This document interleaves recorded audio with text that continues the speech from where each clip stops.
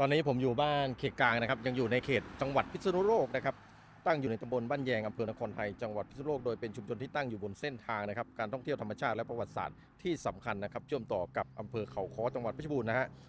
ข้อมูลก็คือมีวัดเขตกลางเป็นศูนย์รวมจิตใจของคนในชุมชนนะครับเป็นแหล่งท่องเที่ยวใกล้เคียงก็คือ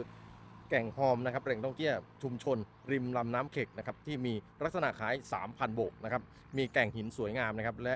กิจกรรมร่องเรือชมธรรมชาตินะครับเขตกลางพัฒนาอยู่ใกล้เคียงกับหมู่ 12 นะครับซึ่งเป็นทางเข้าหลักสู่แก่งหอมนะครับการเดินทางตั้งอยู่ในถนนทางหลวงหมายเลข 12 นะครับจังหวัดพิษณุโลกหล่มสักนะครับซึ่งเป็นเส้นทางสายเศรษฐกิจและท่องเที่ยวที่มีภูเขาสวยงามมากนะครับแล้วก็เดินทางได้สะดวกนะครับใครที่มาเที่ยวแก่งหอมนะครับสามารถมาแวะที่หมู่บ้านเขตกลางได้นะครับเนาะ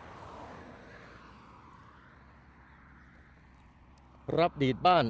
โรงเรียนศาสนาเปลี่ยนเสา